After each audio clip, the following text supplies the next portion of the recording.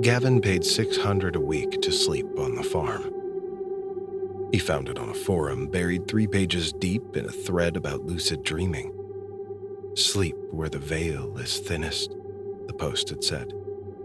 There was a contact email, no photos or reviews, just a line that said payment on arrival. You'll know when to stop dreaming. Gavin didn't tell anyone he was going. There was no one to tell. He had been between jobs and had been sleeping most of his days away. Had been for months.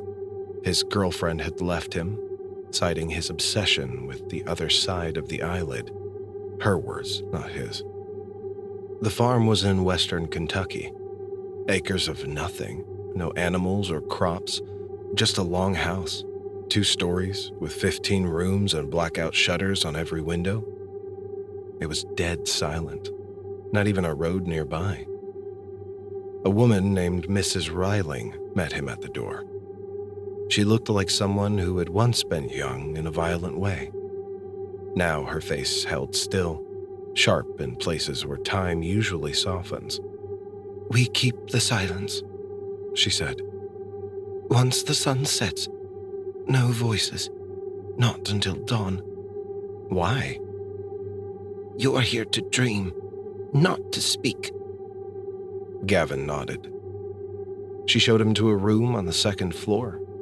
Small bed, stained wallpaper, no clock. Just a single light switch and a camera in the corner, red LED blinking once per second. "There are others," she said. "You won't see them.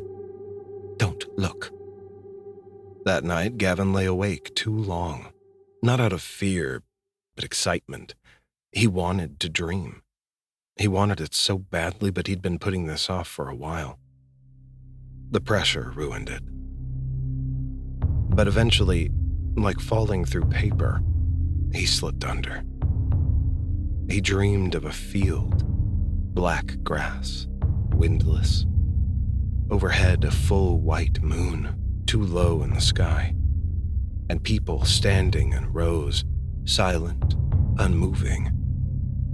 All turned toward the barn. A single-story barn, windowless, built from old gray timber. Its doors pulsed with a red light. He walked toward it. The people in the field never moved, but the closer he got, the louder he could hear something inside the barn, a mechanical wheeze. Breathing, but not human. Rhythmic, hydraulic, and wet. He woke in a sweat, room silent, LED blinking. The second night, he had no trouble falling under. Same dream, same field, same figures. But this time, the barn door was open. He didn't go inside. He watched the crowd instead. They weren't people. Not really, or at least not anymore. Some had no mouths. Others had faces stretched long like wax, their eyelids peeled back, blinking in slow, unnatural sync. One of them, Gavin realized, wore his old high school hoodie, the one he'd lost senior year. He woke up screaming. No one came. On the third night, Gavin walked into the barn. It wasn't red inside. Not anymore, at least. Just a black, not an absence of light, but something thicker, something alive. He could feel it touch him as he walked forward, coating his skin like oil. And then, beneath it all, he saw beds, thousands of them, each one with someone sleeping, blankets pulled up to the neck, faces in repose, no sound except for the breathing, syncopated and mechanical, like air through rotten bellows. He passed one bed, and it was a woman. He recognized her, though he didn't know why. She looked like his first-grade teacher, except younger. Her eyes flickered beneath their lids. Her lips moved as though speaking. But no sound came. Gavin leaned in. She wasn't asleep. She was trapped. He woke up vomiting on the floor. On the fourth night, Miss Riling stopped him at the stairs. "You shouldn't go back in," she said. "Some people forget which side they're on." "What do you mean?" She turned on her heels and walked away. When he reached his room, the blinking LED was gone, the camera seemingly dead. He almost left, almost packed his bags and ran. But he needed to know. This time, the barn was empty. The beds were gone. In the center of the space, there was a trap door, barely lit by the moonlight bleeding through the cracks in the roof. Gavin dropped into it without hesitation. He landed on tile. Fluorescent lights buzzed overhead. It looked like a hospital, or maybe a school. Tile floors, whitewashed walls, but there were no doors. Just hallway after hallway after hallway, and every turn led deeper, every corner darker, and through it all the sound of breathing. Much closer now. Then he saw the camera mounted in the corner, red LED blinking once a second. His room. He ran, but the hallway wouldn't end. It bent and twisted, folded back into itself like the inside of a sleeping brain. When Gavin opened his eyes, he was still in bed.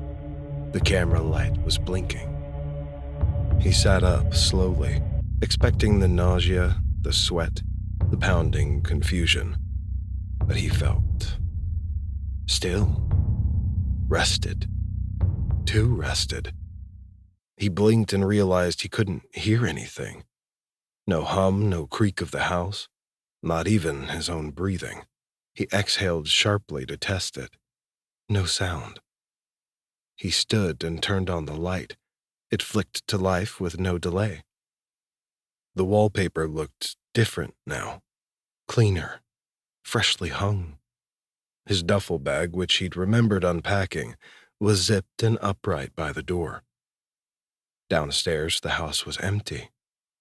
No Miss Riling, no echo of other guests. In the hallway, someone had placed a mirror on the floor. Gavin froze when he saw himself in it. He was smiling. Not on his face, but in the reflection. The Gavin in the glass was grinning, wide and slow and wrong, even as his own mouth stayed still. Then the reflected Gavin moved, tilting his head just slightly, blinking out of sync, raising one hand in a wave. Gavin stumbled back. His reflection did not. And behind the mirror Gavin, rising from the shadows, were rows of beds stretching into the black. One of them had an empty space, the blankets folded neatly, pillow untouched.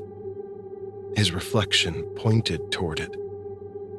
Then the mirror flickered, and Gavin finally heard something. Breathing.